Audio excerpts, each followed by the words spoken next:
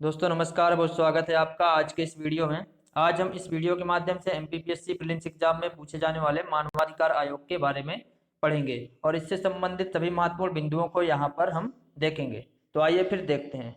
सबसे पहले जब हम यहाँ पर बात करते हैं मानवाधिकार आयोग की, तो यहाँ पर प्रश्न उठता है मानवाधिकार आयोग क्या है और ये कितने स्तर पर कार्य करता है। तो सबसे पहले हम यहाँ पर यह जान लेते हैं मानवाधिकार आयोग क्या है। तो मानवाधिकार आयोग है क्या, यहाँ पर जैसे कि नाम से स्पष्ट है, मानवाधिकार यानी कि मानव प्लस अधिकार, यानी कि यहाँ पर भारत में प्रत्येक व्यक्ति को हमारे संविधान द्वारा कुछ अधिकार दिए गए हैं, जैसे जीवन जीने का अधिकार, समानता का अधिकार और इसी तरह से स्वतंत्रता का अधिकार, व्यक्ति की गरिमा का अधिकार इत्यादि। ये जो भी अधिकार प्रत्येक व्यक्ति को दिए गए हैं, इनकी रक्षा के लिए मानवाधिकार आयोग क्या करता है, कार्य करता है। यानी कि मानवाधिकार आयोग वह संस्था है जो भारत के प्रत्येक व्यक्ति को प्रदान किए गए अधिकारों की क्या करता है, रक्षा करने का कार्य करता है। अब दूसरा यहाँ पर प्रश्न उठता है क्या, यह कितने स्तर पर कार्य करता है। तो ये दो स्तर पर क्या करेगा, कार्य करता है, एक तो राष्ट्रीय स्तर पर और दूसरा राज्य के स्तर पर। तो अभी हम यहाँ पर जो पढ़ने वाले हैं राष्ट्रीय मानवाधिकार आयोग के बारे में पढ़ेंगे और राज्य मानवाधिकार आयोग को हम दूसरे वीडियो के माध्यम से डिस्कस करेंगे पार्ट 2 में।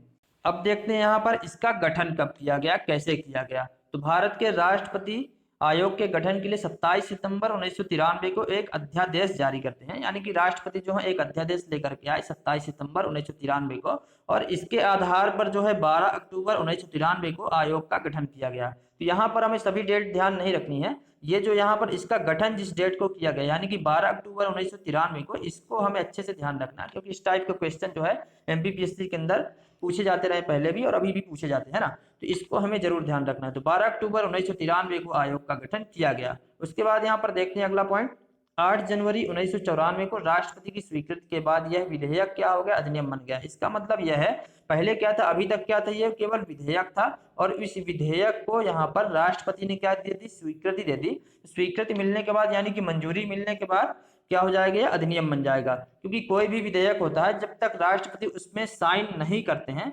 तब तक वह क्या होता है, अधिनियम नहीं बन पाता है ना। तो राष्ट्रपति ने यहाँ पर स्वीकृति दे दी, यानी कि यहाँ पर क्या कर दिया, उन्होंने साइन यहाँ पर कर दिया। तो ये अब क्या हो जाएगा, ये अधिनियम यहाँ पर बन जाएगा।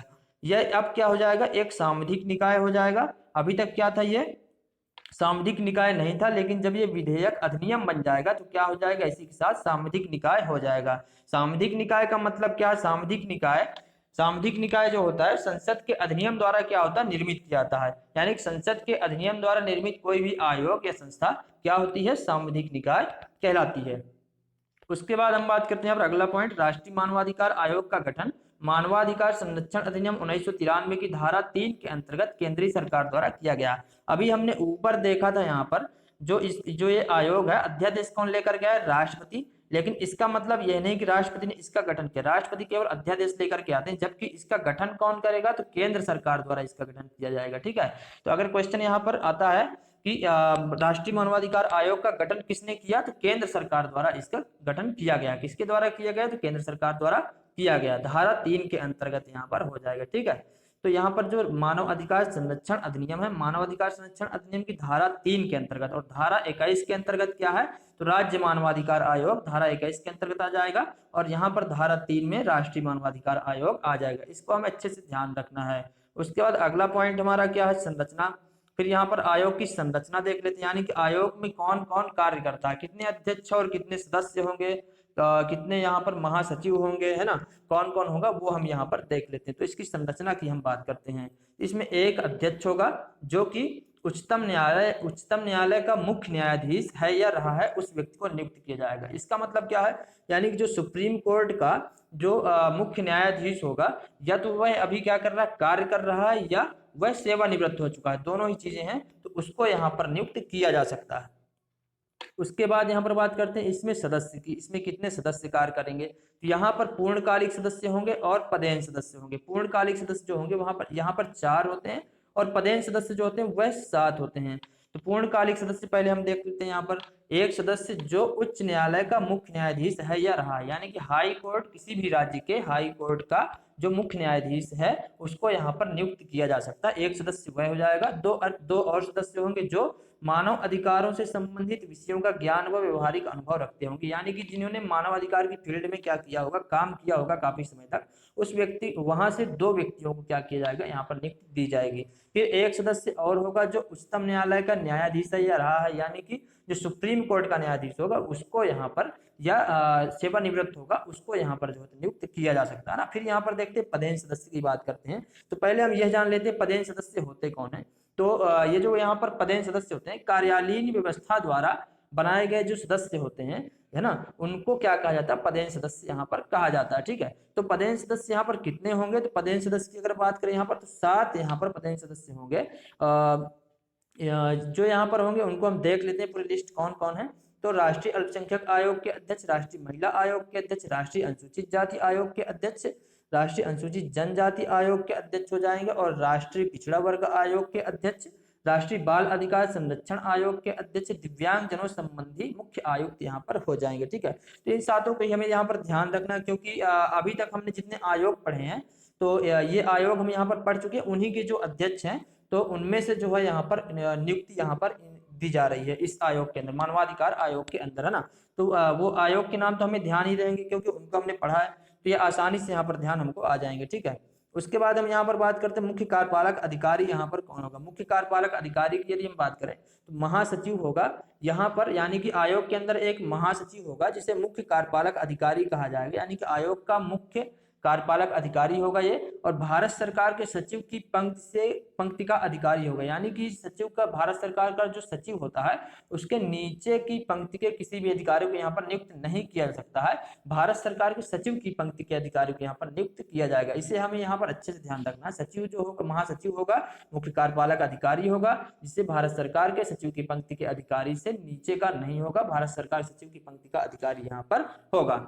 ठीक है, उसके बाद अगला पॉइंट हमारा क्या है ये देख लेते हैं। राष्ट्रीय मानवाधिकार आयोग के प्रथम अध्यक्ष कौन बनाए गए थे। तो प्रथम अध्यक्ष यहाँ पर न्यायमूर्ति रंगनाथ मिश्र, ये काफी ज्यादा इंपॉर्टेंट है, इसको हमें अच्छे से ध्यान रखना। न्यायमूर्ति रंगनाथ मिश्र को यहाँ पर प्रथम अध्यक्ष के रूप में नियुक्त किया गया था 1993 के अंदर।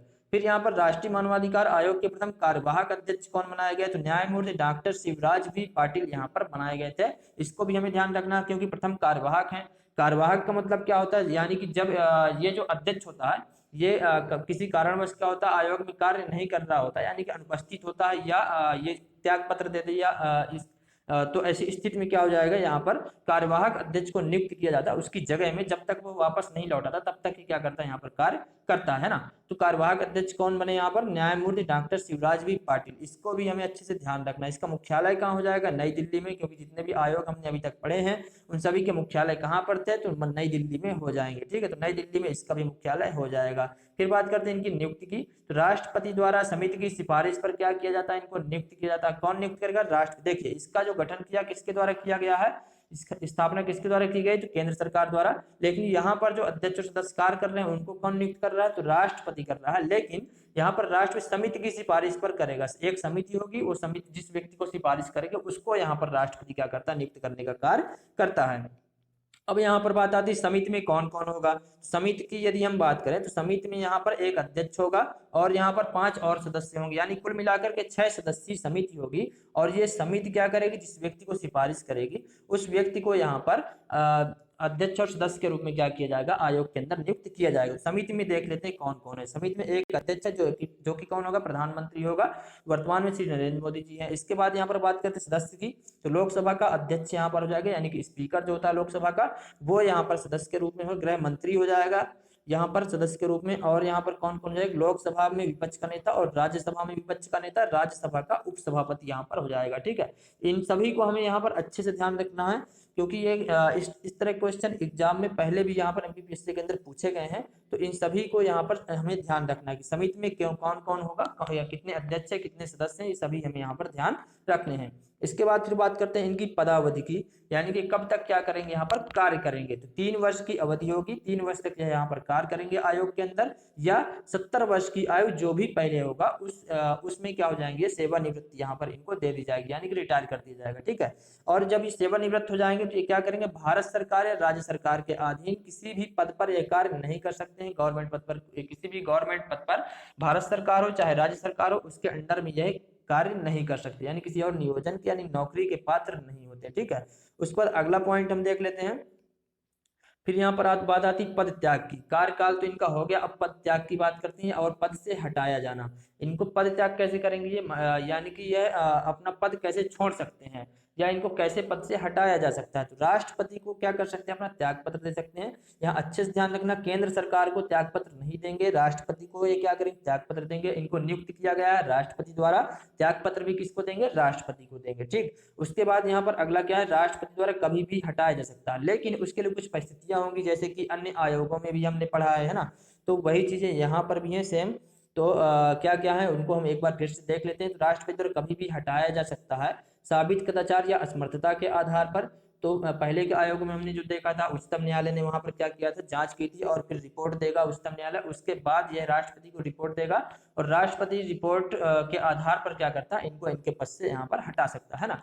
फिर यहाँ पर दिवालिया घोषित होने पर, यदि दिवालिया घोषित हो जाए तो इनको इनके पद से राष्ट्रपति द्वारा हटाया जा सकता है। अपनी पदावधि के दौरान अपने पद के कर्तव्यों के बाहर संवैतनिक नियोजन करने पर, यानी कि ये अपने कार्यकाल के दौरान क्या करते हैं, यहाँ पर दूसरी जगह भी क्या करें, नौकरी करें, और दोनों जगह से क्या कर रहे हैं, वेतन ले रहे हैं, तो ऐसी स्थिति में इनको राष्ट्रपति द्वारा हटाया। फिर है मानसिक या शारीरिक शिथिल, यानी कि मानसिक रूप से अगर कार्य करने योग्य नहीं, पागल हो जाते हैं या विकृत चित्त हो जाते हैं ना। शारीरिक शिथिल यानी कि शारीरिक रूप से कार्य करने योग्य नहीं रह जाते, यानी कि वृद्ध हो जाते हैं या क्या हो जाते हैं, विकलांग हो जाते हैं या ऐसी कुछ स्थिति होती है, तो यहाँ पर इनको इनके पद से क्या कर सकते हैं, राष्ट्रपति द्वारा हटाया जा सकता है। फिर अगला पॉइंट है कारावास से दंडित होने पर, यानी कि ये कुछ अपराध करते हैं और जेल चले जाते हैं और राष्ट्रपति की राय में क्या है, नैतिक अधमता है, यानी कि राष्ट्रपति को ऐसा लगता है कि इन्होंने अपराध किया है, तो ऐसी स्थिति में राष्ट्रपति इनको क्या कर सकते हैं, इनके पद से यहाँ पर हटा सकते हैं, है ना। फिर यहाँ पर अगला पॉइंट हमारा क्या है, वेतन भत्ते और सेवा की शर्तें। तो वेतन भत्ते और सेवा की शर्तें कैसे होंगी, जो पहले से विहित की जाए, यानी कि जो पहले से ही क्या कर दी जाएंगी, निर्धारित की जाएंगी, वही वेतन भत्ते और सेवा शर्तें इनको दी जाएंगी। बाद में इनके लिए कोई किसी भी प्रकार का अलाभकारी परिवर्तन नहीं किया जाएगा, यानी कि इनके वेतन भत्तों को बाद में कम नहीं किया जा सकता, ये हमें यहाँ पर ध्यान रखना। उसमें वृद्धि कर सकते हैं लेकिन कमी नहीं की जा सकती है, ये हमें अच्छे से यहाँ पर ध्यान रखना। फिर यहाँ पर अगला पॉइंट हमारा है वार्षिक और विशेष रिपोर्ट। तो वार्षिक और विशेष रिपोर्ट का मतलब क्या है, वार्षिक रिपोर्ट जो होती है इसमें क्या होता है, पूरे वर्ष के दौरान जो क्या करता है आयोग कार्य करता है, उसका लेखा जोखा, उसका विवरण होता है, यानी कि उसकी रिपोर्ट होती है। और रिपोर्ट तैयार करके किसको देता है, केंद्र सरकार को देता है, केंद्र सरकार को देगा। और केंद्र सरकार क्या करेगा, यहाँ पर केंद्र सरकार इस रिपोर्ट को संसद के प्रत्येक सदन के समक्ष क्या करेगा, रखवाएगा, यानी कि लोकसभा और राज्यसभा के समक्ष क्या करता है, इसे केंद्र सरकार रखवाने का कार्य करेगी। और यहाँ पर एक चीज और आई है, विशेष रिपोर्ट। विशेष रिपोर्ट क्या होती है, यदि कोई अति महत्वपूर्ण विषय आ जाता है जिस पर पूरे एक वर्ष तक क्या कर सकते हैं हम, नहीं रुका जा सकता, उसको तुरंत क्या करना होता है, केंद्र सरकार को रिपोर्ट बना करके देना होता है, तो ऐसी स्थिति में क्या करना होता है, विशेष रिपोर्ट यहाँ पर दी जाती है। ठीक है, तो विशेष रिपोर्ट कभी भी दी जा सकती है, ये वार्षिक आधार पर नहीं होती, कभी भी इसको दिया जा सकता है। ये चीजें हमें यहाँ पर ध्यान रखनी है। दोस्तों यदि वीडियो अच्छा लगा हो, वीडियो को लाइक करें, ज़्यादा से ज़्यादा लोगों तक वीडियो को शेयर करें, चैनल को सब्सक्राइब करें।